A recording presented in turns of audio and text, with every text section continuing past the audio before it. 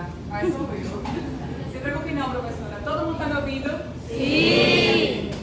Antes de começar a nossa palestra oficialmente, eu atumo as turmas que se empenharam nessa peça. Na verdade, isso aqui que a gente viu é a realidade de muitas casas. Isso aqui eu vejo no meu dia a dia. E o primeiro tapa não começa no primeiro tapa. Muito pelo contrário. Existem muitos tipos de violência doméstica e familiar contra a mulher. O tapa é só uma pré-violência de morte. Muitas mulheres ainda têm tempo de correr, de fugir, de se abrigar. E muitas não têm. Quem está acompanhando o caso de Larissa Manoela deve estar a atenção voltada. Larissa Manoela passava, se for de fato constatado, e a gente tem que acreditar na palavra da mulher, é violência doméstica. Por quê? Mas antes de dizer para vocês o porquê, eu vou me apresentar.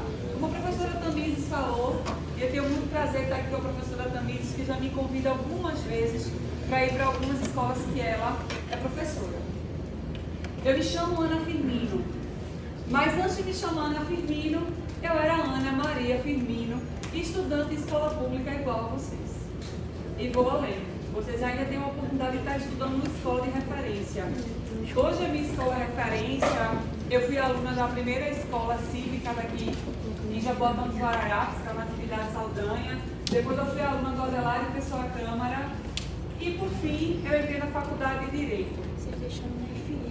Mas antes de mais nada, a gente pode ter muitas coisas aqui que são parecidas com a nossa história, tá? Quando eu venho falar numa escola, eu venho numa identidade de alguém que teve a oportunidade de mudar a própria história. E a gente escolhe mudar a nossa própria história. E a gente escolhe dizendo não para os erros. Aqui, enquanto a peça era encenada, eu pude identificar vários crimes em tão pouco tempo. E não era só de violência contra a mulher. Mas quando a gente fala de violência contra a mulher, a gente está falando de um crime que ainda é julgado como bobagem. Estamos no agosto lilás, porque uma vereadora em São Paulo foi fazer um movimento e esse movimento em 2016 virou o agosto lilás. Mas a Lei Maria da Penha é uma lei de 2006, então apenas com 10 anos da lei foi que esse movimento virou um movimento nacional. E é importante falar sobre o agosto lilás. Não é normal a agressão física. Mas como eu disse desde o início, a agressão física é o que a gente chama no direito da última razão. Somente isso. Por quê? Porque a Lei Maria da Penha, ela traz na lei alguns exemplos de violência doméstica e familiar contra a mulher. E quando a gente fala contra a mulher, a gente está falando contra a mãe, a gente está falando contra meninas, a gente está falando contra a menina, a criança. São vários tipos de violência. E as violências são psicológica, moral, sexual, patrimonial e violência física. E essa última leva à morte.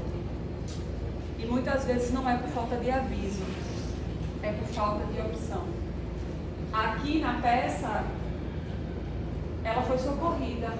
A vítima ela foi socorrida. A vítima teve quem denunciasse, porque a lei sofreu uma alteração e qualquer pessoa poderia denunciar, e não mais só a vítima. Mas na maioria das casas as mulheres não denunciam. E eu vou chegar aí. A gente vai identificar os pontos principais da Lei Maria da Penha, e isso vai ser bem rapidinho, porque a gente... Quem aqui tem namorado? Levanta a mão, vai. Falou do namorado, tá todo mundo animado. Gente, porque quando a gente é muito novo, muito nova, e começa a namorar, a gente começa a namorar errado. A gente começa a querer privatizar a pessoa como se fosse nossa. E isso acontece na nossa casa. É assim que a gente aprende o que é relacionamento. Então, tá falando com quem? Porque olhou, como foi pensar aqui na peça, por esposa. Porque Por que olhou para aquele ceboso? Olha, ele mandou mensagem por quê? Por que curtiu a foto do Instagram? Pois é, isso é violência. E você sabe por que isso é violência? Porque a Lei Maria da Penha diz que a violência doméstica e familiar ela é praticada contra a mulher. Mas qualquer pessoa que tem um relacionamento afetivo, quando a gente fala de afetivo, é de afeto. Pode ser o pai, pode ser o irmão, pode ser o namorado, o padrasto, o padrinho, o primo, esse amigo que você coloca na internet, isso é mesmo que ser meu irmão. Também se insere na Lei Maria da Penha. Então, quando o namorado está lá proibindo você de andar, de se relacionar, a roupa que vai usar, ele já começou a te privatizar. E aí os meninos vão perguntar, mas as mulheres também são assim. São, mas está errado. Isso é uma forma errada que a gente aprende a se relacionar. Mas isso vem de uma cultura machista. E na maioria das vezes na nossa casa, a nossa mãe trabalha. Não. Porque o pai não quer. Porque se a mulher sai para trabalhar, e aí vocês me desculpem porque eu vou ter que usar o linguajar de vocês, o linguajar nosso, da rua, ela sai para arrumar macho. E não é assim. Quem sai para trabalhar sai para trazer o alimento para dentro de casa. A mulher não pode ir na casa de um parente, não pode ter uma amiga, não pode fazer uma ligação, não pode ir no cabeleireiro, não pode fazer uma unha. Se colocar uma roupa mais justa é para arrumar homem. Se colocar uma roupa curta é para arrumar homem. Se passa uma mulher mais bonita, ou ainda que não seja mais bonita, mas com aquela roupa que o marido proíbe a mulher de usar, ele olha, elogia e ainda diz que a mulher em casa é feia e que aquele corpo não permite usar tal roupa. Isso é violência doméstica. Vocês sabem por quê? Porque a gente já encontra aqui dois tipos de violência. A violência psicológica e a violência moral. Vai pra onde com esse short? Tá horrível. Gorda. Tá horroroso. Ou então vai pra onde com essa roupa? Tá feia, isso não combina com você, você é muito magra. Fica sambando a roupa em você. E esse cabelo? Ficou horroroso. Porque a mulher tem que ter cabelo grande. Aonde, Brasil? Você sabe que a mulher tem que ter cabelo grande? A mulher tem que ter o cabelo que ela quiser. Grande, pequeno, médio. E roupa? Roupa não tem corpo. A gente se veste com o que a gente acha que está bem e que a gente se sente bem. Não é pela opinião do outro, mas normalizar uma proibição como sendo uma prova de amor.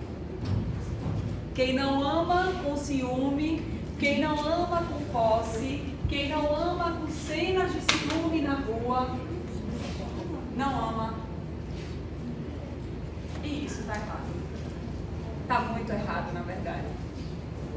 E daí, o tempo vai passando, as relações ficam mais apertadas, ficam mais restritas, e a mulher deixa de se relacionar até na escola, se ela estudar, até no trabalho, se ela trabalhar, e começa a viver unicamente para o ciclo tóxico da violência doméstica, porque não precisa ter filhos ainda.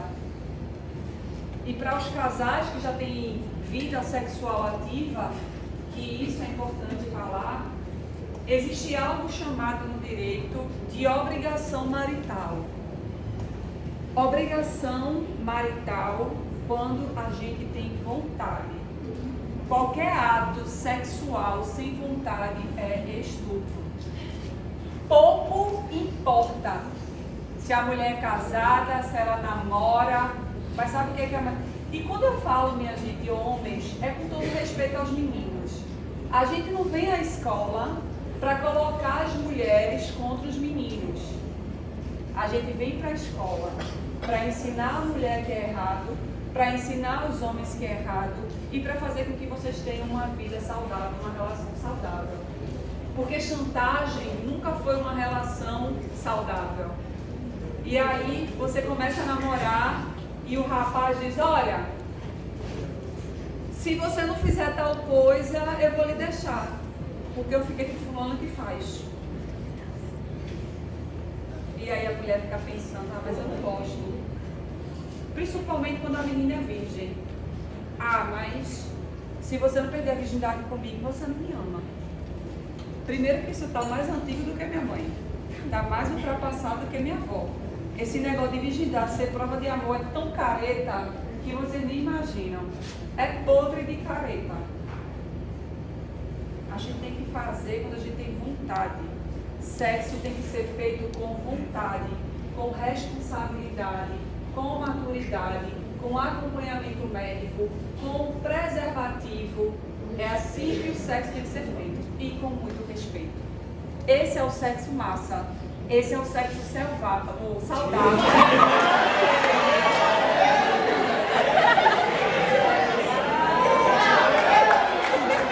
Quando não é bom, quando é com força, quando é com chantagem. O sexo saudável é muito bom. Quando a gente faz, quando a gente quer. E quando as meninas quiserem, um conselho que eu posso dar. Primeiro, falem com alguém. Acho que ainda forem virgem, tá? As que não forem, aprendam agora também. Porque virgindade, como eu falei, não é mais pauta. Ninguém pode ficar julgando porque é gay, porque Ciro é virgem e por aí vai. Não. Médico é a primeira coisa. Uma pessoa de confiança é a segunda coisa. Não é possível que vocês, meninas, não tenham uma mulher que vocês não confiem. Nem que seja professora. Nem que seja professora. Porque a mulher gosta de falar sobre sexo. Ela gosta de dividir a experiência com a outra. Vocês sabem por quê? E aí eu vou voltar para o mimimi do sexo selvagem. Quantas vezes a gente não vê sendo noticiado? E aí, minha gente, quando eu falo de selvageria, eu estou falando de estupro. Quantas notícias a gente não tem de meninas que foram estupradas? Geralmente é por amigo, ex-namorado, fora o seio familiar. Tem 3 meses que eu peguei um caso absurdo. A esposa passava por um ciclo de estupro do marido. 3 anos de agressão física a ponto dela perder o sentido. Com 2 filhos dentro de casa. Ela foi salva. Ela foi salva por um milagre, na verdade. Porque essa mulher achava que estava tudo bem.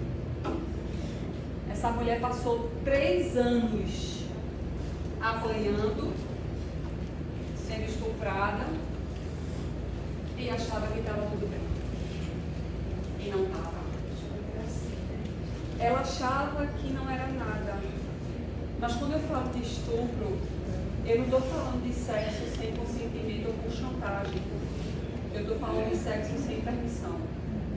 Eu estou falando de espancamento durante o sexo. Eu estou falando que minha cliente, ela chegou a ficar desacordada. Ela apagou num cômodo, acordou no outro. Nem os olhos ela abria.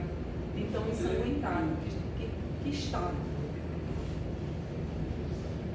E foi disso para mais. É penoso de chegar numa casa e ver uma situação dessa. Apesar de tudo isso, quando a gente chegou na delegacia, ela me procurou e disse a ela, isso acaba hoje. E a gente vai para a delegacia. Acreditem se quiser.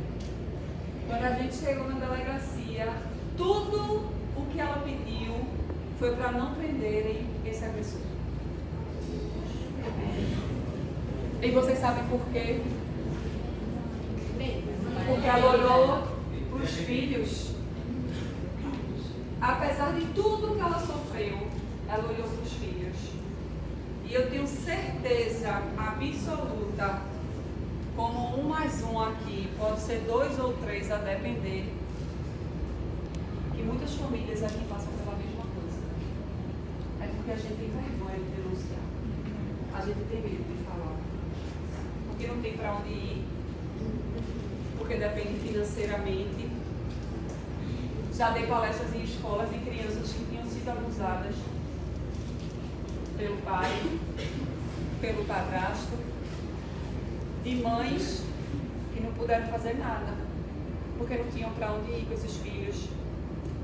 E eu sei que é doloroso. Eu sei que é muito doloroso ver uma mãe apanhar, ver uma irmã apanhando. Porque na maioria das vezes o ciclo começa na mãe e se estende aos filhos.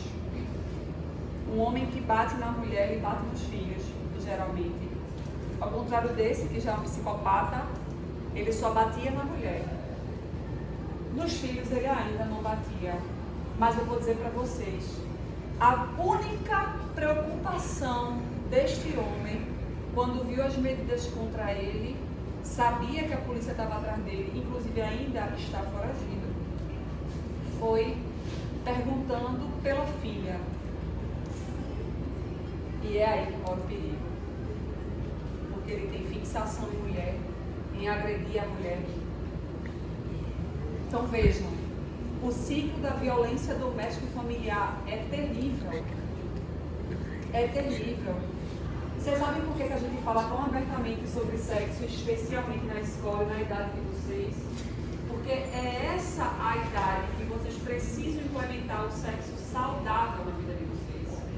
Porque o sexo selvagem está levando adolescentes para a delegacia, está fazendo com que vocês respondam por crimes que, na verdade, por serem menores de idade, nem respondem por crimes, mas viram menores infratores. Porque até nisso o sexo é proibido. O sexo entre adolescentes, na verdade, é estupro, ainda que com consentimento. Vejam a responsabilidade. Mas apesar disso, muitos pais, muitos padrastos, muitos avós, muitos primos, muitos irmãos ainda cometem esse tipo de crime contra suas mulheres. Porque a mulher, ela é a maior vítima disso. Infelizmente, a gente vive num país em que a mulher ela é tida como incapaz. Ela é tida como um objeto. Ela é tida como um ser inferior. Então, quando a gente vem na escola falar, é para que vocês, meninos, aprendam a serem verdadeiros homens, a honrarem suas mulheres, a começar pela mãe, a não reproduzirem um comportamento, se vocês estiverem em casa, dos seus pais, dos seus padrastos, porque na maioria das vezes as mães de vocês só suportam humilhação, agressão e todo tipo de agressão, porque olham para vocês e veem vocês amparados, tendo pelo menos onde dormir, tendo pelo menos o que comer. Porque uma mãe de verdade, ela não quer que o filho sofra. Quando o pai ou a mãe pede para a gente estudar, está pedindo para a gente ter uma oportunidade diferente do que eles tiveram. Porque na maioria das vezes, os nossos pais não puderam frequentar a escola, porque tinham que trabalhar, ou não tinham acesso à escola. E isso fez com que não tivesse um bom emprego, não tivessem estrutura para dar para vocês, porque o pai e a mãe mesmo, de verdade, tudo que eles querem é dar sempre o melhor aos filhos. E se tem uma coisa que vocês podem fazer, é devolver, é recompensar. E é aqui, na sala de aula, é estudando, é se formando, é trabalhando honestamente, porque não existe trabalho desonesto. Existe crime.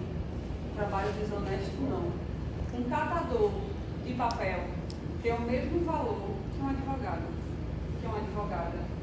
Uma manicure, uma empregada doméstica, tem o mesmo valor que uma professora. Nós somos iguais. A forma como a gente se comporta é que faz a diferença no mundo. Isso aqui que foi apresentado para vocês é a realidade da maioria das nossas famílias. independe de classe social, se é pobre, se é rico, se é negro, se é branco. Chega pra gente tudo que é casto, tudo que é tipo. E na maioria das vezes, essa violência, esse ciclo, vai para a mãe, alcança os filhos, que no futuro reproduzem da forma errada. Os meninos que antes viam a agressão acontecer, viram agressores. E as mulheres, ao invés de pedirem socorro, entendem que isso é o saudável. Que uma relação abusiva dessa é saudável. Então aprendam a identificar o ciclo de violência, os níveis de violência. Se proibiu de falar, de sair, de usar, de estar, todo tipo de controle é abusivo. Se quando você desobedece, você recebe nome de tudo que é adjetivo, é agressão moral. Isso não é saudável. Tem uma violência que muita gente não identifica, que é a violência patrimonial. A mulher pode até trabalhar, mas ela nem vê a cor do dinheiro. Porque na maioria das vezes é o companheiro quem administra esse dinheiro, esse carro, essa moto, esse celular, carteira de trabalho. Por que falou com o chefe? Porque a minha cliente sofreu violência neste dia porque estava indo trabalhar. Ela estava indo visitar um cliente quando ela foi agredida.